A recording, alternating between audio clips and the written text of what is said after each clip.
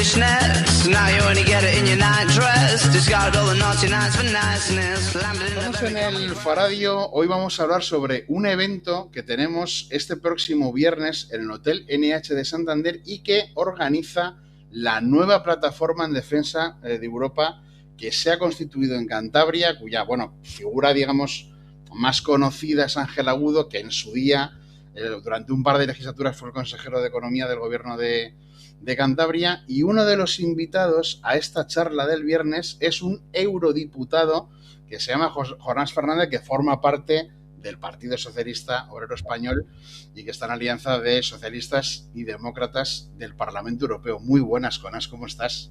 Muy buenas, un placer.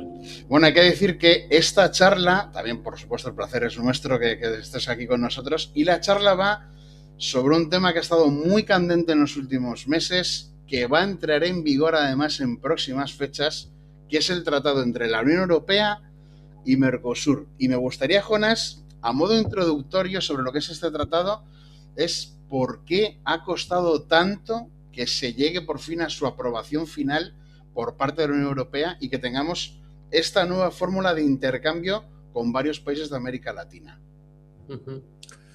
Bueno, las negociaciones comerciales siempre toman tiempo, ¿no? Son siempre difíciles porque más allá de los grandes principios o de los grandes objetivos hay que detallar mercado a mercado, producto a producto, y por lo tanto la propia naturaleza de estos acuerdos suelen ser, complican, ¿no? O dificultan las negociaciones porque hay muchos detalles en todos ellos, ¿no? En cualquier caso, también hay que tener en cuenta que Mercosur es una institución, podríamos decir, no tan sólida como la Unión Europea, ¿no? Y por lo tanto los vaivenes políticos de los países que conforman Mercosur, Brasil, Uruguay, Argentina y Paraguay en estos más de 20 años han ido pues alterando, ¿no? o generando distintas sensibilidades sobre qué había que negociar y cuáles eran los temas más críticos.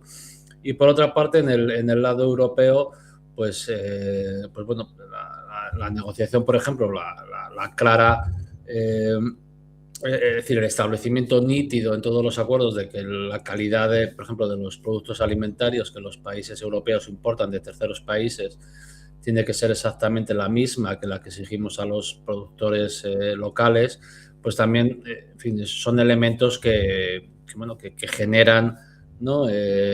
Problemas en la negociación. En cualquier caso, en estos momentos el acuerdo se ha logrado cerrar y la Comisión Europea ha anunciado su entrada en vigor el próximo 1 de mayo.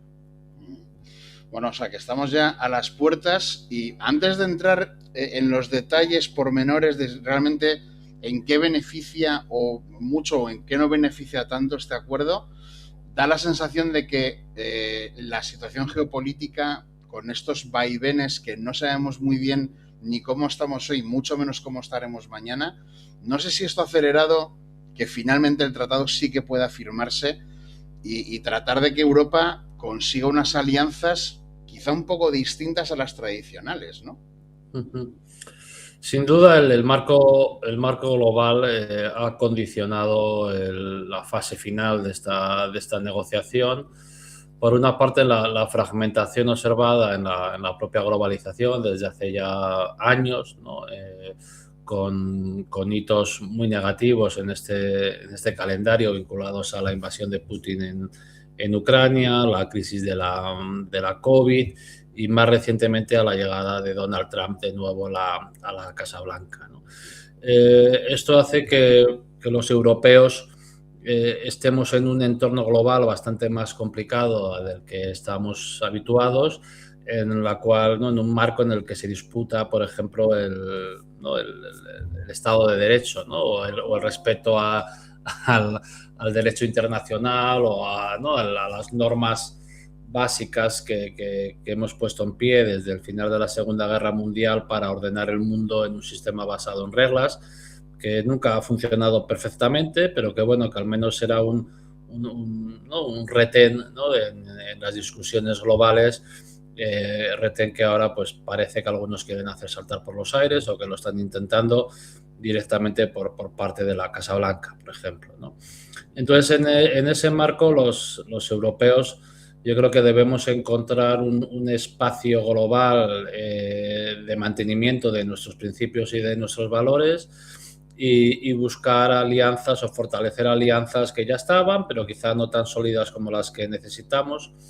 Y en ese sentido, el acuerdo con los países de Mercosur, que se une al acuerdo con México o al acuerdo con Chile, permite a los europeos tener un espacio al otro lado del Atlántico de relaciones políticas y económicas que, bueno, que de alguna manera puedan ir permitiendo, no sé si la inmersión o al menos el mantenimiento de algún tipo de entorno basado en reglas, ¿no? Esta estrategia, además, en el ámbito de América supone abrir un agujero a la revisada estrategia Monroe de la administración Donald Trump, que pasa por cambiar presidentes de los países o invadir unos países en virtud de los criterios o deseos del presidente, sin ningún tipo de justificación en el derecho internacional, ni salidas democráticas, ni nada, ni nada de lo que, ¿no?, de que al menos retóricamente estábamos acostumbrados.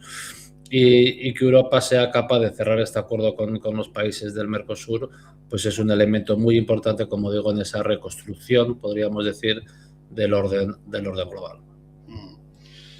Bueno, si entramos un poco más al tratado, ya ha habido movilizaciones en su contra en los últimos meses. Sobre todo vemos un sector primario que parece bastante combativo respecto a este tratado.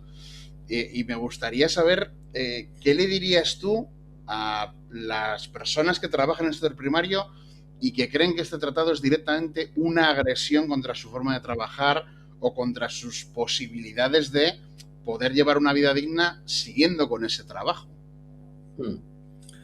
Bueno, pues yo creo que lo que hay que hacer es tranquilizarles y ofrecerles la plena garantía de que este tratado no supondrá esa amenaza existencial que en algunos casos hemos leído o visto en las noticias en los últimos meses, ¿no? Yo creo que es importante, quizá después podamos hablar del impacto de este acuerdo en el conjunto de la economía, ¿no?, en el conjunto del sector servicios, del sector industrial, pero más concretamente en el sector primario. Yo creo que se han tomado todas las medidas necesarias para minimizar cualquier impacto negativo sobre el mismo, ¿no? Por una parte, es decir, los análisis económicos del tratado en sí mismo estiman que el efecto sobre el sector primario europeo va a ser neutro, es decir, que no va a tener ni impactos negativos ni positivos, ¿no? Siendo esto así, ¿por qué seguimos adelante, ¿no? Pues seguimos adelante porque para el 97% restante de la economía europea el impacto es netamente positivo, ¿no? En cualquier caso, aún teniendo un efecto neutro, estos análisis no han internalizado el reglamento adjunto al tratado, que es el reglamento de salvaguardas, que ha salido adelante a petición del Parlamento Europeo, que es un elemento paralelo al tratado, es normativa estrictamente europea, que establece una serie de mecanismos de monitorización y del control de los flujos comerciales vinculados a este tratado para, paralizarlo si fuese necesario en caso de impactos negativos sobre el sector. Es decir, ante potenciales caídas de un 5% o más de los precios, pues la Comisión está autorizada a paralizar el funcionamiento del tratado para monitorizar el comportamiento de los precios y, en fin, ¿por qué, no? Porque qué hay detrás de esa evolución de los precios. Como digo, con ese elemento de salvaguardias adicional sobre el impacto neutro que se estima sobre el propio tratado, yo creo que no hay, no hay ningún signo que nos alerte, ¿no?, de posibles impactos negativos, pensando además especialmente en la agricultura y la ganadería de la costa cantábrica. Yo soy asturiano, conozco bien el sector primario en Asturias. El cántabro no es muy distinto, por otra parte, al asturiano. Y bueno, nuestras producciones son producciones de gran calidad, ¿no? Podríamos decir que van dirigidas a un segmento de mercado muy distinto al segmento del mercado de que potenciales importaciones que pudieran venir de los países de Mercosur. En el caso, por ejemplo, de la carne de vacuno, donde yo he escuchado, en fin, reclamaciones activas por parte de las organizaciones ganaderas, yo creo que es importante comunicar que en fin, la cuota que permite el acuerdo de Mercosur, porque el acuerdo de Mercosur intenta, ¿no?, facilitar las relaciones comerciales, pero no supone una liberalización absoluta del comercio entre ambos bloques, ¿no? Y en el caso de la carne de vacuno, en estos momentos Europa está importando unas 200.000 toneladas al año de los países de Mercosur, y la cuota que habilita el Tratado de Mercosur es de 99.000 toneladas. Es decir, es la mitad de lo que actualmente estamos importando, y además tendrá un arancel del 7,5%. En cualquier caso, esta cuota vinculada al acuerdo de Mercosur de 99.000 toneladas, como digo, supone apenas el 1,5% de la producción de carne de vacuno en Europa. Por lo tanto, quiero decir, pensar que es decir, una cuota vinculada al acuerdo, que es la mitad de lo que actualmente importamos, que llegará con un arancel del 7,5% y que representa el 1,5% de la producción total de vacuno europeo, pudiera suponer un gran impacto negativo sobre los precios que afectará al sector, pues, en fin, yo creo que es decir, que no es razonable, ¿no?, ponerse en esas situaciones. Por otra parte, otro tema central que las organizaciones han venido introduciendo en el debate público es este asunto de que las importaciones alimentarias pasan controles sanitarios o pasarán controles sanitarios distintos a los, ¿no?, a los que pasan los productos locales que se acaban comercializando en los supermercados o en los restaurantes de nuestro continente. Y esto es absolutamente falso. Es decir, el tratado tiene un largo capítulo donde queda negro sobre blanco, ¿no?, que las condiciones fitosanitarias y sanitarias de cualquier producto procedente de los países de Mercosur tienen que cumplir las mismas exigencias que los europeos. Es nítido, es decir, es claramente establecido en el tratado, y yo creo que aquí no podemos jugar con ambigüedades ni confundir a la opinión pública, ¿no?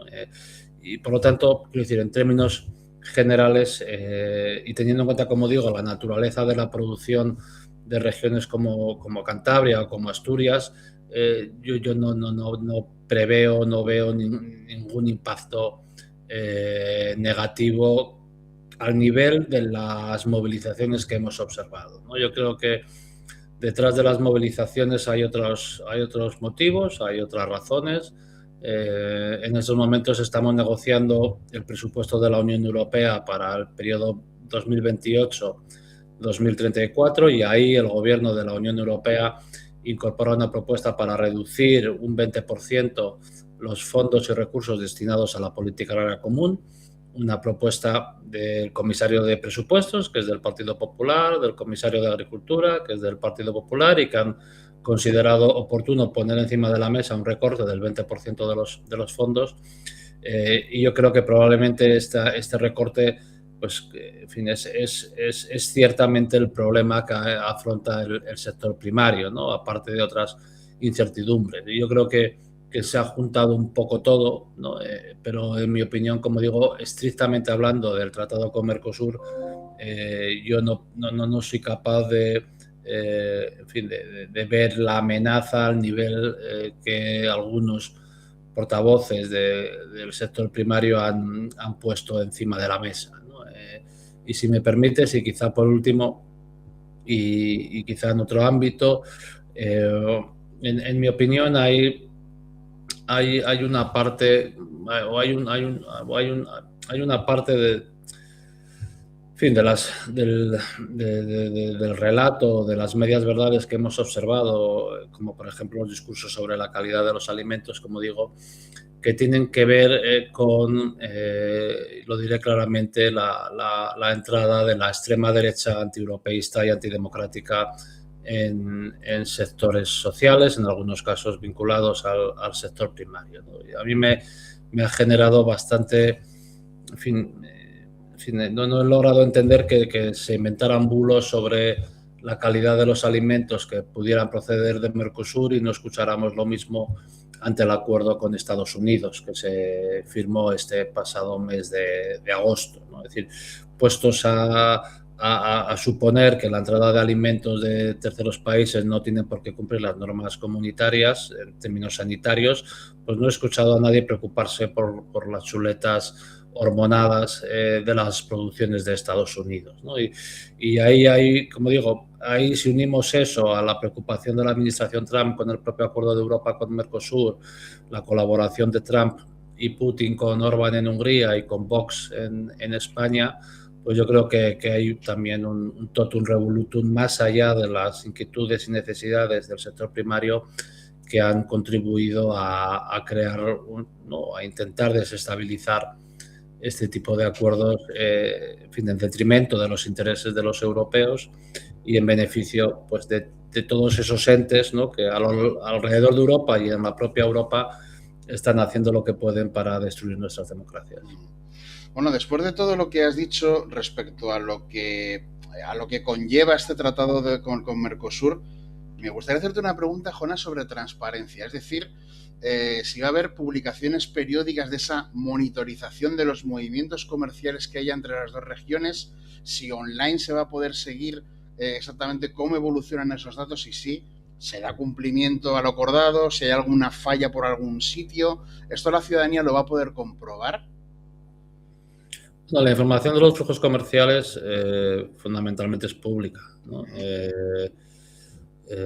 Vamos, uno no puede seguir en Eurostat o no solo en Eurostat, en otras instituciones los flujos comerciales y serán públicos con el detalle que son públicos todos los datos, ¿no? Es decir, obviamente no hay una acumulación de datos centrales que informe del barco, de cada uno de los barcos, que esos datos no están consolidados, ¿no?, por así decirlo. Pero el funcionamiento de las aduanas, lo que ocurre en el puerto de Santander o en cualquier otro puerto europeo, pues en fin, forma parte de la información que se pueda requerir, ¿no? Y el trabajo de la ciudadanía y, por supuesto, de los representantes públicos que estamos en las instituciones, pues pasa también por exigir transparencia en aquellas medidas que sean necesarias a los poderes ejecutivos, que son los que gestionan, en este caso, las fronteras, por ejemplo. Bueno, hay otras críticas que han surgido. Yo estas ya diría que son más desde ámbitos de asociaciones ecologistas, por ejemplo, o no tanto desde el sector primario, que es si realmente empezamos a elevar determinadas relaciones comerciales, si esto no va a suponer unas mayores emisiones vía transporte, si no habría que tratar de trazar un camino en la Unión Europea para depender menos de otras regiones y poder consumir más lo que produzcamos nosotros. ¿Cómo lo ves esa parte del debate? Bueno, yo creo que son dos cosas que no son contradictorias, ¿no? Es decir, la Unión Europea en estos momentos está en un proceso para mejorar lo que se ha venido a llamar la autonomía estratégica abierta, ¿no? Yo creo que la crisis de la COVID y la guerra en Ucrania han llevado a una reflexión por parte de todos los europeos sobre, en fin, los riesgos de depender de manera excesiva de terceras jurisdicciones en algunos productos, bienes o servicios básicos.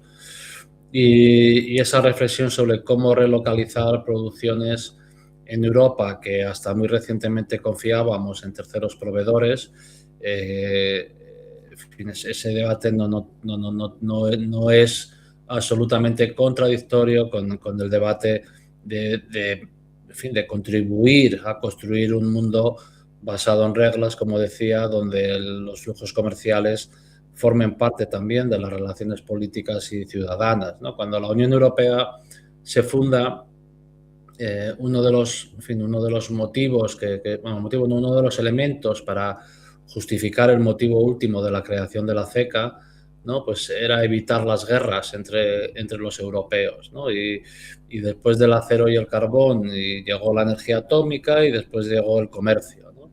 Y el comercio es un elemento clave de pacificación entre decir, entre sociedades. Sociedades que comercian son sociedades que generan amigos, amistades, relaciones cívicas, relaciones sociales, relaciones humanas, y esa base es esencial también para garantizar la paz entre los pueblos, podríamos decir, ¿no? Y por lo tanto, yo creo que los europeos no debiéramos aspirar a una autarquía, no solamente porque económicamente sería un desastre, porque, en fin, podemos decir, Corea del Norte es una autarquía y probablemente nadie considera que Corea del Norte sea un ejemplo a seguir.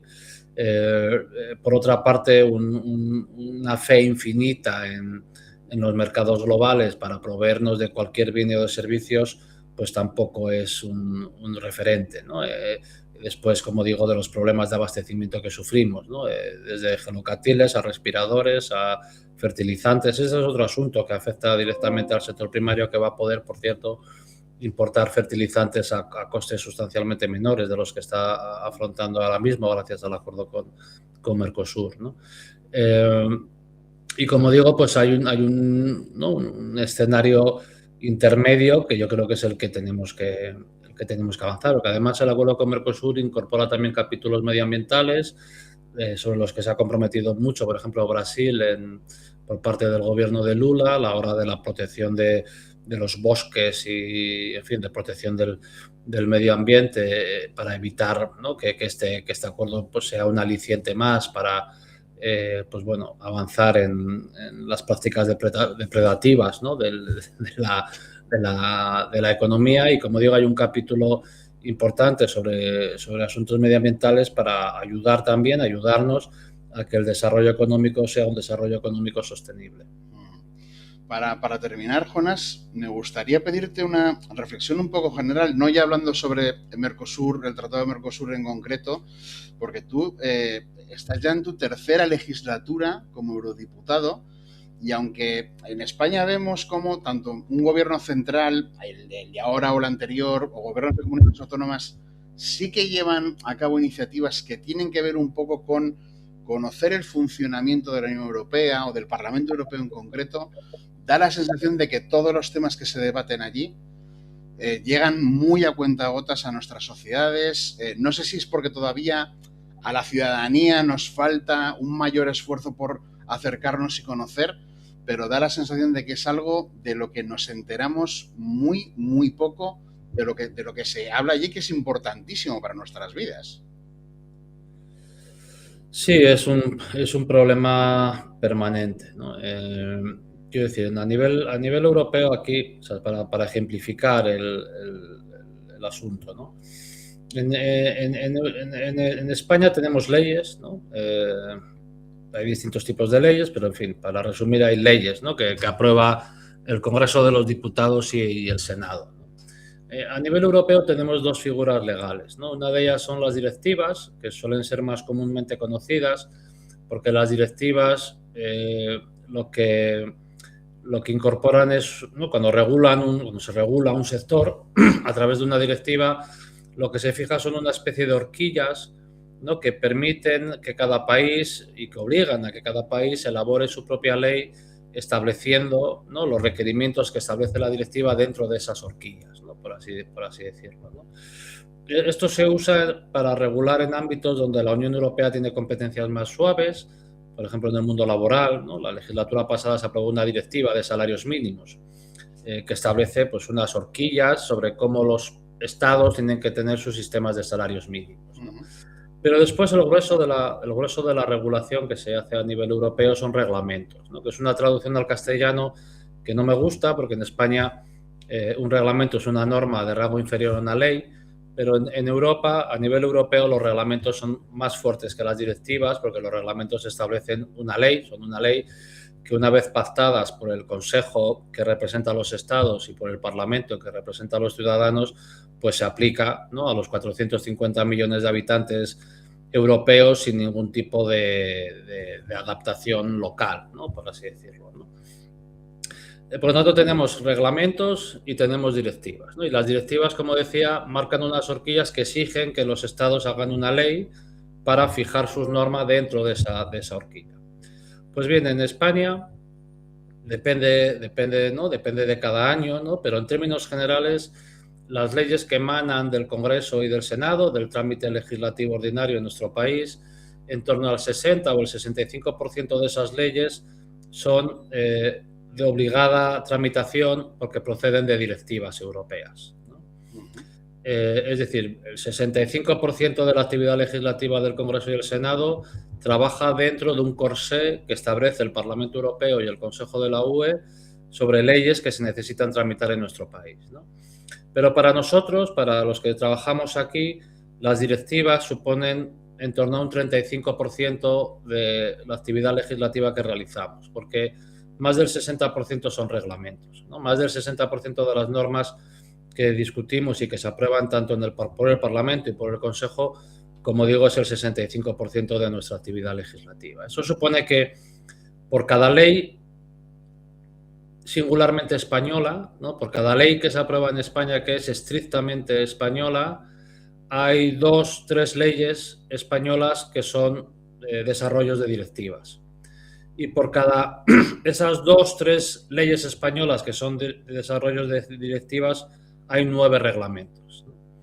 Quiero decir con esto que un año legislativo normal, los españoles, ¿no?